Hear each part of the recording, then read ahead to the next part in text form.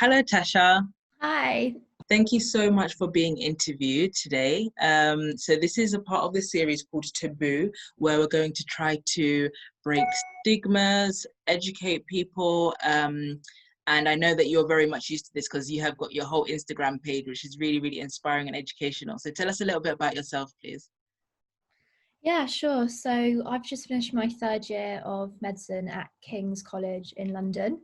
Just as an overview, I have suffered from anorexia nervosa, depression, and anxiety more recently.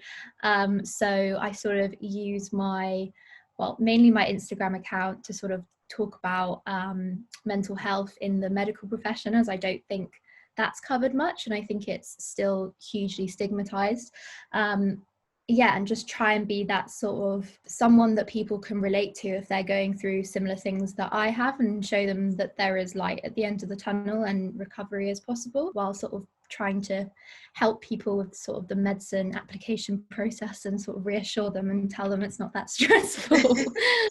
Oh, okay, yeah. And it is just so important that you are a medical student, and most of my audience are either medical students or junior doctors. And as you know, we have very high stress occupations, mental health issues amongst us are high, yet it's something that it's not talked about. So hopefully we can talk a little bit about that today. So I'll just first start off with the scientific definition of depression. Depression is one of the leading causes of disability around the world, and it affects around 264 million people. Now, it's a mix and match of symptoms in different people, but the core symptoms are constant fatigue, anhedonia, which means you don't enjoy the things that you used to, and persistent sadness and low mood, of course. And then the additional factors can increase or decrease your appetite. It can cause you troubles with sleep, concentration, and you can even have thoughts of self-harm, or thoughts and actions of self-harm or suicide. And feelings of guilt, and you have to have these symptoms for over 2 weeks. So that's the scientific definition. How would you describe it?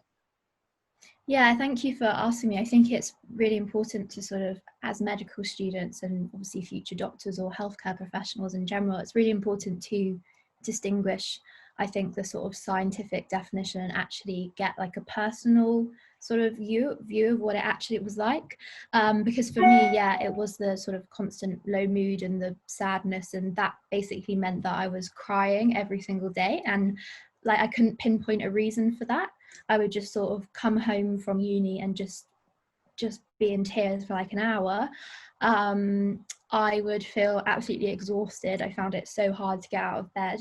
So I was actually like a oversleeper. So I ended up sleeping more. I didn't actually find that my appetite changed, which I think is quite rare. I think normally you do find that it at least goes one way or the other. But yeah, I experienced anhedonia. I just, nothing made me happy. Like I used to love going to like the theatre. I'm a generally happy person, so I just enjoy doing loads of things, but I just didn't want to do anything because I knew that it just wouldn't make me happy. So it was a very low time. Thank you for sharing that. And what time frame did this happen? It's sort of, the low mood sort of developed like summer 2018, when I was going into my second year of medical school.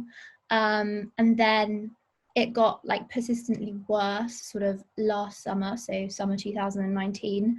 And then I sort of started proper recovery, I'd say sort of March, April of this year. And sort of from then until now, I've been doing really, really well.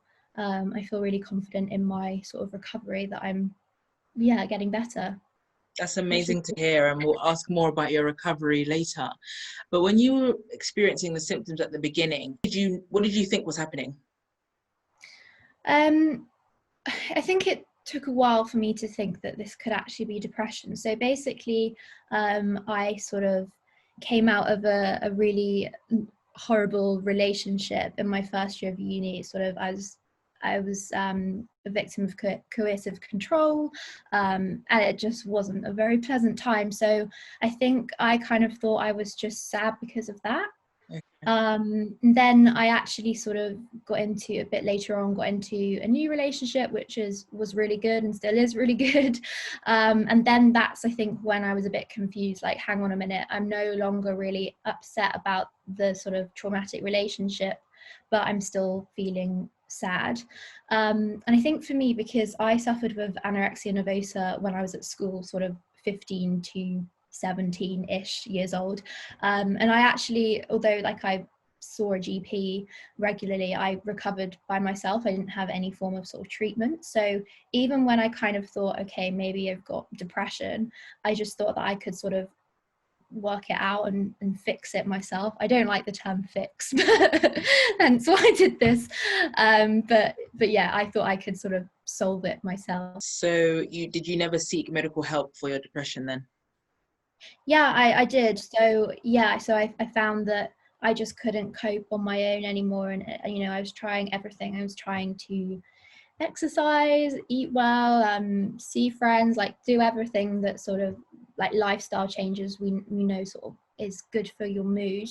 But then sort of 1 year down the line, so summer 2019, it just got unbearable, and it was sort of unbearable for my like other relationships with people, like my family, my friends, my boyfriend, and I just knew that for myself and for those other people, I had to do something more about it. So first of all, I signed up for the uni counselling service, and because I did this sort of over the summer, I was really lucky that I got an appointment quite quickly, like within 3 weeks, because I know like some uni counselling services can be massively oversubscribed.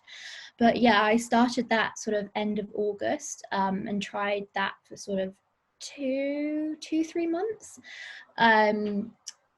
And I just sort of found that I wasn't getting better. If anything, I was getting worse. So I went to my GP in about October, and they kind of diagnosed me. That was probably the first time I got like a formal diagnosis of moderate to severe depression and anxiety.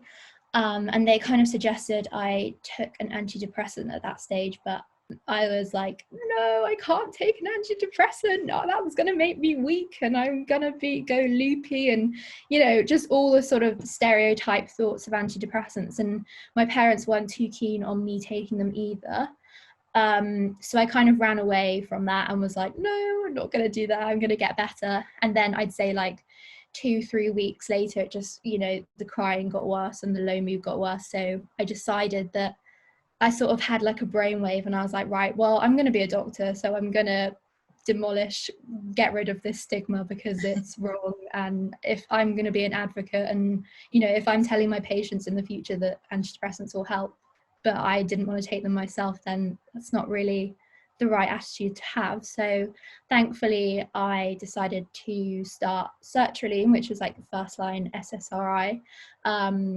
Yeah, and it really helped. Just in terms of time frame, so it probably took you over a year to realize that you might be depressed, and then it took you months to then go to the GP about it, and then it took Yeah. you more weeks to then go on to pharmacological treatments for it. So we see Yeah. that long time frame. Why do you reckon it was so long compared to maybe if your arm was hurting? Do you reckon it would be the same length of time?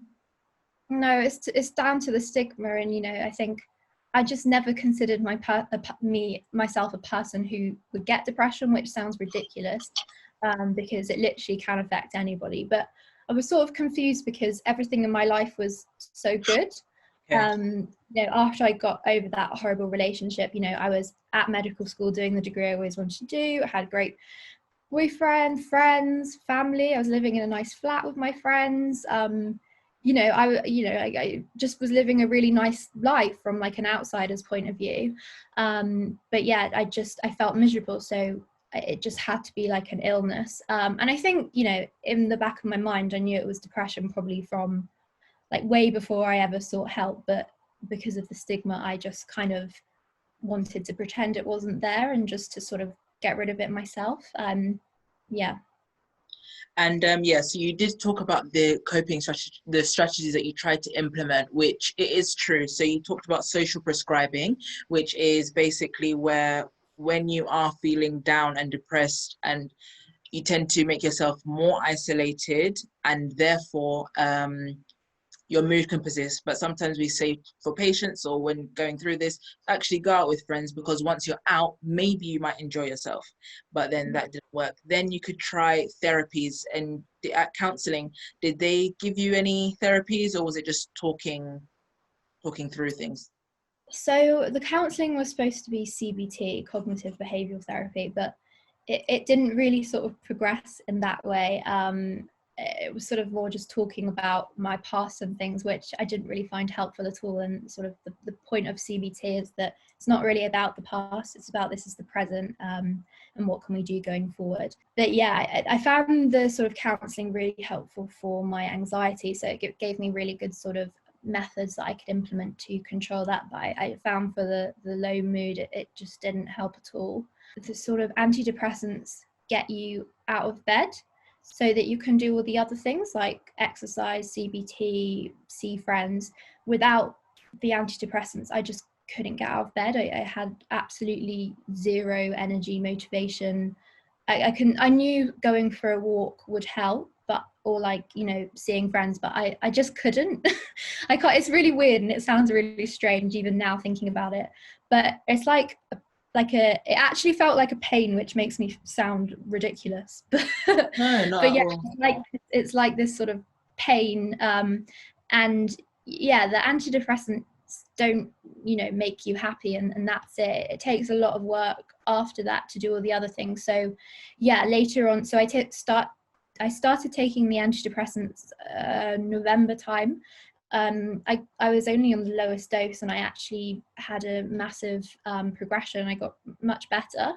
And then I had my 21st birthday in December, and it was all looking good. And then sort of January, I actually like took a turn for the worst, and I was struggling the most I ever had before. And this was the first time that I experienced suicidal thoughts. Yeah, and it was just awful, like getting to that level. I'd never had those thoughts and ideas before.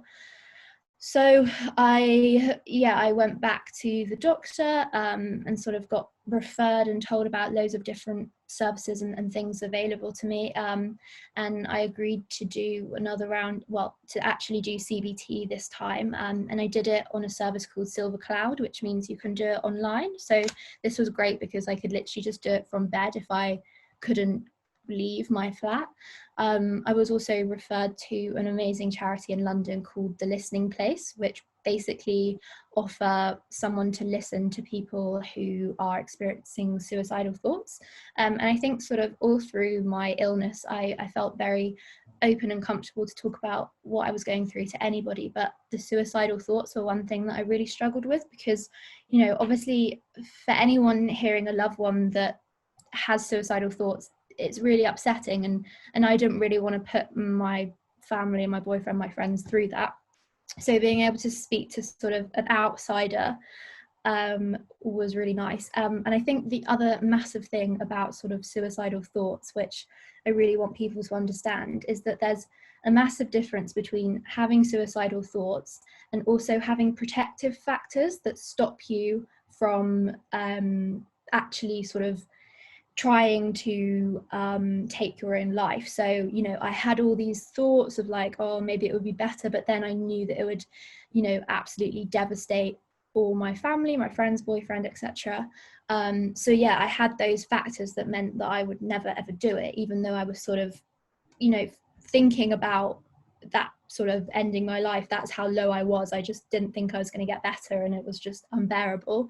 And I worried about sort of telling people, because I thought they would just sort of rush me to A&E and, you know, lock me away in a psychiatry ward, which obviously doesn't happen.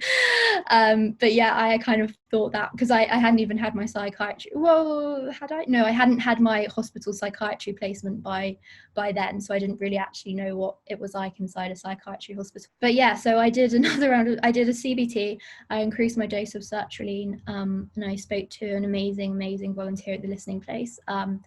and worked on all the other things, exercise, finding what actually makes me happy. Yeah, and then here I am now, enjoying life. Yeah, that is so lovely to I mean, really difficult to hear, but also lovely to hear that you were able to get that help and support. Well, it's such a taboo subject. You hear a lot of people talking about depression, but you don't hear about the sort of the suicide bit, or if you do, it's because someone's taken their life, but you don't hear about that sort of between severity, I guess. Yeah. And yeah, that was one of the questions. So what advice would you give to anyone with loved ones with depression? And you mentioned earlier that it was one of the things where you thought, okay, I need to get help, is when you saw it was affecting your relationships with other people as well. So let's talk a little bit about that. Well, I think it's really important that you encourage whoever it is to go and speak to their GP. And obviously you have to understand that this might be a lot, easier said than done. And your loved one might be extremely sort of nervous and worried about going to their GP. So you can suggest, going with them if that would help, or, going for a coffee afterwards, or, just, encouraging them and give them reasons to go. I think you sort of regularly checking in with them, and even if they don't ever respond to your text message or don't answer your call, just knowing that actually has made a difference.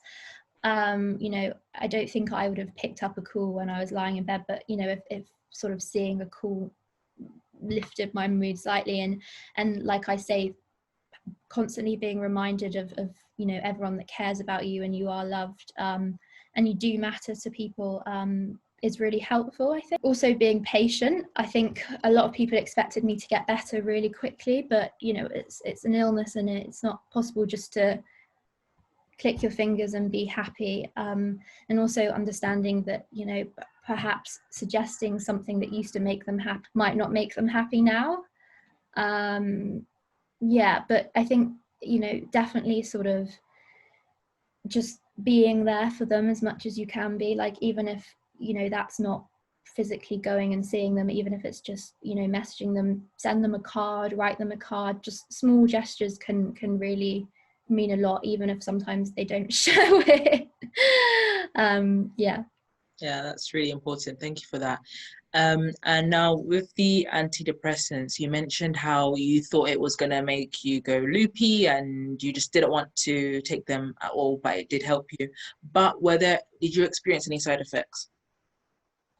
So I was really fortunate that I didn't really experience any side effects apart from sort of like gastrointestinal side effects, which are quite common, but it was nothing major. It was just sort of a bit like IBS symptoms. Of course, different people respond to all drugs differently, and also it's really important that the first drug that you try might not work for you, might not help you at all. And maybe that is also where the stigma or the fear of antidepressants comes from, because maybe somebody tried one antidepressant, it really didn't work for them, and then that's their view of antidepressants, and they maybe tell other people, oh no, don't, that really affected me. But just important, if somebody's watching this who's considering going on antidepressants, or or they have a friend or anything, is that as you said, it may take some time to find your perfect one, but just be patient with it, and everybody is different, so somebody else's experience won't be the same as yours.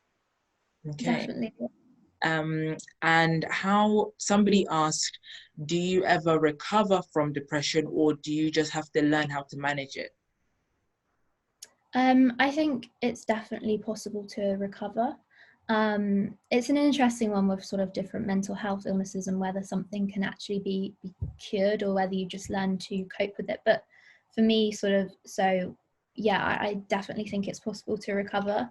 Like if you didn't have something before, and then you developed an illness, then I think that's a massive stigma as well, even in sort of the medical profession and medical students and maybe doctors that aren't psychiatrists. They think that you can't recover, but actually it can just be like another physical health illness where you can get better. So I think it is definitely possible to recover from depression, and there are lots of people that have done already, and I'm on the way there, hopefully. thing, and you document your journey on your socials, don't you? And it is just really, really inspiring to see. And yeah, so how do you think we can reduce the stigma around depression? Well, I think giving people the confidence to speak about it, especially medical students. I think there's a lot of fear, and healthcare students, that sort of you'll be deemed unfit to practice if you have depression, which isn't true. If you read like the exact wording by the General Medical Council on fitness to practice, it just won't happen. Yeah, so I think we have to, the more people that start speaking about it, it's like a, what's it called, like a wave, Domino maybe effect. domino, yeah, that's better. So yeah, I think the more people that speak about it in all sorts of different professions, yeah, the better, and hopefully that stigma will go away. I mean, it's a lot better than it was in the past, for sure, so, but there's still a lot of progress to be made, but hopefully that will happen.